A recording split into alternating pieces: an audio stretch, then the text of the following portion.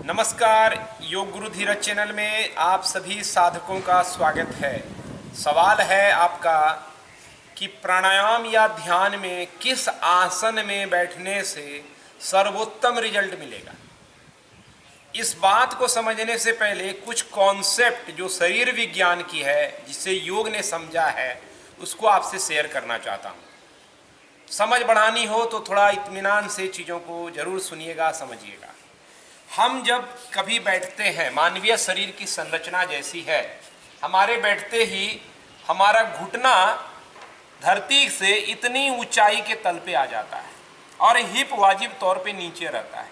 ये एक चीज़ समझें कि इसकी दूरी और इसकी दूरी एक बात हुई। अब आप जानते हैं कि आप सभी का घुटने की तुलना में हिप ज़्यादा भारी रहता है और गुरुत्वाकर्षण के सिद्धांत को भी हम जानते हैं कि भारी चीज़ों को, हल्की चीज़ों को, किसी भी चीज़ को गुरुत्वाकर्षण नीचे की ओर खींचती है। वाजिब तौर पे भारी चीज़ ज़्यादा नीचे की तरफ आएगी। तो ऐसे में क्या होगा, अगर हम इस तरह से बैठ के प्राणायाम करें, ध्यान करें, तो हमारा थोड़ी देर में कमर में दर्द होने लगेगा, हमारी स्पाइन में दर्द होने लगेगी, हमारा स्पाइन टेढ़ा हो जाएगा। और योग विज्ञान पूरे स्पाइन पे काम करता है। चक्र विज्ञान जो है, चक्र जागरण, ऊर्जा जागरण का जो सिद्धांत है, वो स्पाइन से कनेक्टेड है, क्योंकि हर चीज आपकी स्पाइन से ही तो कनेक्ट है। आपका पांव, आपका हाथ, आपका लीवर, किडनी, सबकी डोर स्पाइन से जुड़ी है। स्पाइन से वो ब्रेन में जाता है और ब्रेन उसको इस तरह से कंट्रोल करता है, सूचनाओं का आदान प्रदान होता है। स्पाइन की शक्ति जागृत रही तो पूरे शरीर पे कंट्रोल को साधा जा सकता है।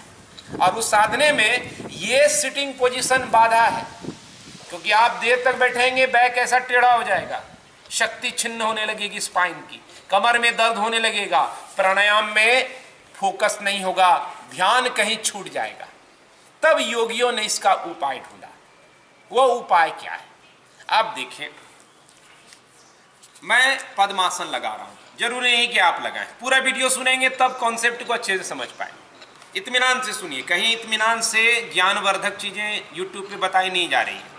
वहाँ पे वही है, 6 दिन में वेट लॉस कर लीजिए, 20 kg वेट लॉस कर लीजिए, इससे कुछ होता नहीं है। पद्मासन लगा दिया, पद्मासन लगाते हुए शरीर विज्ञान चेंज हो गया, घुटना हिप एक लेवल पे आ गया।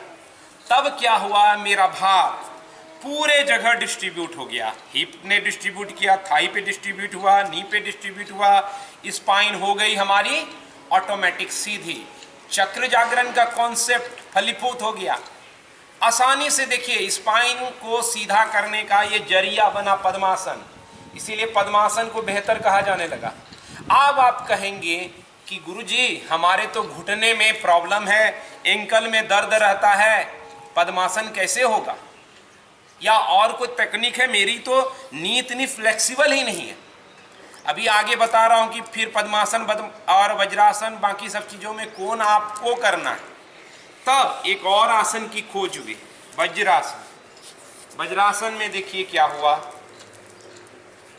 वज्रासन में यही हुआ, नी और हिप एक लाइन पे आ गया, दोनों का लेवल एक है। तब फिर भार बराबर डिस्ट्रीब्यूट हुआ, ऑटोमेटिक स्पाइन सीधी हो गई।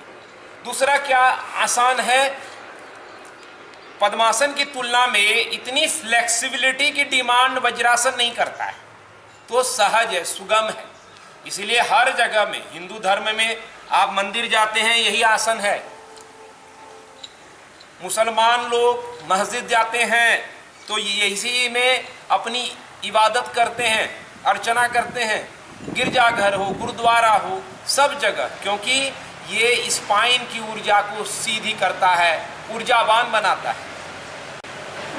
अब आप ये सवाल उठाएंगे कि वज्रासन में भी दिक्कतें हैं, तो क्या करें? कई सारे ऑप्शन मैं खोलता जाऊंगा, फिर बताऊंगा कि सर्वश्रेष्ठ क्या है। तो वज्रासन में अगर दिक्कत हो तो आप क्या कर सकते हैं, इस तरह का मैट आप अपने एंकल के नीचे ले सकते हैं।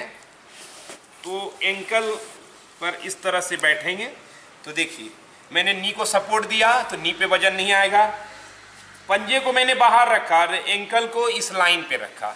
आप साइड से थोड़ा सा दिखाएंगे तो समझ में ज़्यादा आएगा।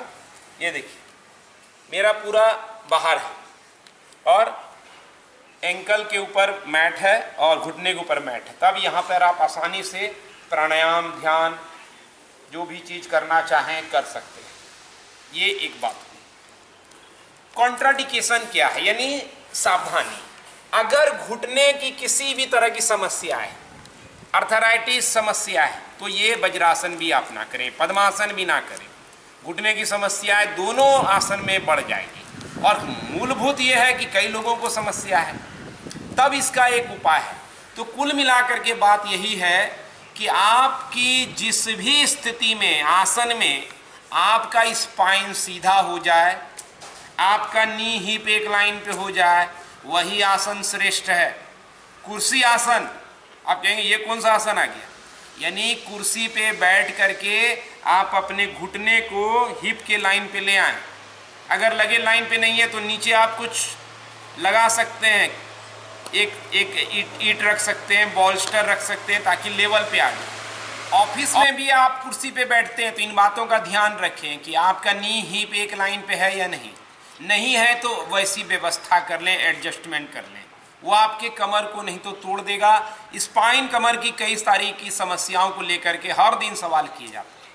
तो ये लाभ ही नहीं कि हम सर्वश्रेष्ठ आसन कौन है उसी को ढूंढ रहे हैं, बल्कि स्पाइन को हम कैसे बेहतर रखें, इसका भी इस वीडियो में जवाब दिया जा रहा है। अब बात हुई कि अगर हम इस स्थिति को प्राप्त कर लें, जैसे कि मान लीजिए कि हमारा घुटना भी खराब है, एंकल भी खराब है, कुर्सी पे अभी नहीं बैठना, नीचे बैठना चाह रहे हैं, तो हम इस तरह के मैट को लगा लें और उसके ऊपर बैठें।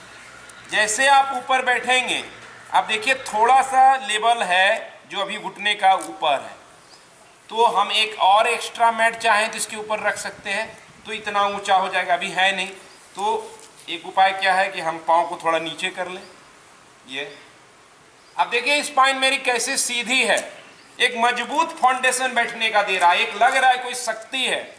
स्पाइन सीधा होते ही एक शक्ति का संचार आपके अंदर होता है, शून्य का जन्म होता है, और उस शून्य में संसार है, अध्यात्म का, संपूर्णता का, तेज का, सौंदर्य का।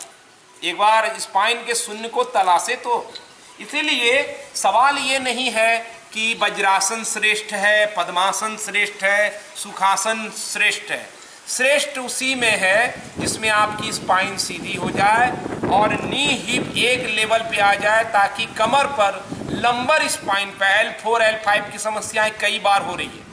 वो इसीलिए हो रही क्योंकि ये विज्ञान जो शरीर का है उसको समझ करके हमको बैठने की स्थिति तय करनी होगी। इसीलिए सिद्ध योनि आसन, सिद्धासन इसीलिए बना। देखिए आप सिद्ध योनि लगाया, मैंने क्या किया, एक तरह से पांव फैलाया, एक को इसके ऊपर काफ के अंदर किया और इसको अंदर से बाहर निकाला। ये देखिए लेवल क्या हो गया, नी हिप का एक हो गया। इसीलिए हर ऋषि मुनियों ने इसीलिए बनाया था, बस स्पाइन को सीधी कैसे करें और वेट को प्रॉपर डिस्ट्रीब्यूट कैसे करें। आप लोगों ने उसमें तराने ढूंढने लगे कि वज्रासन में वज्र नाड़ी दब जाती है जिससे पाचन शक्ति बढ़ जाता है। ये सब लुभाने के लिए हैं आपको। किसी बहाने बैठे तो बिना लोभ पैदा किए आप तैयार नहीं होते हैं। तो लोभ नहीं बल्कि जागरण के साथ योग में प्रवेश, ये परम आनंद और परम रूपांतरण की कड़ी बनेगी। इसलिए अगली बार चाहे योगाभ्यास में बैठें, घर में, ऑफिस में कहीं बैठें, इस बात को जरूर सुनिश्चित कर लें कि हर बार मेरा नी हिप एक लाइन पे रहेगा, मेरा वेट पूरा डिस्ट्रीब्यूट रहेगा, स्पाइन सीधी रहेगी। लेकिन इसका अर्थ ये नहीं है कि स्पाइन को परेशान होने से ये जरूर रोकेगा, कमर के मसल को परेशान होने से जरूर रोकेगा, लेकिन मजबूत नहीं करेगा। मजबूती के लिए फिर तमाम आसनों को आपको करना पड़ेगा। इसलिए योगाभ्यास, योगासन अभ्यास नित्य करना जरूरी है। एक वीडियो मैंने पहले जारी किया है, डिस्क्रिप्शन पे डाल रहा हूं ऊपर, कि नाभि छाती के बीच दूरी बढ़ाइए, रोग मिटाइए। वो वीडियो जरूर सुनिए, बहुत सारे जीवन की उलझनों को वो सुलझा देगा। क्योंकि हम ज़्यादातर अच्छी चीज़ों को जितना कमा नहीं पाते हैं, अपनी गलत प्रवृत्तियों, बैठने उठने खाने पीने की, उससे गवा देते हैं। इसीलिए इस तरह के गलतियों को रोकना अभ्यास के तुलना में उतना ही जरूरी है। तो आज इतना ही। आप स्वस्थ रहें, निरोग रहें, ऐसी शुभकामनाएं हैं। कोई भी आपको सजेशन हो कि किस तरह का वीडियो आप चाहते हैं, जरूर वीडियो में कमेंट करें। धन्यवाद, नमस्कार, हरिओम।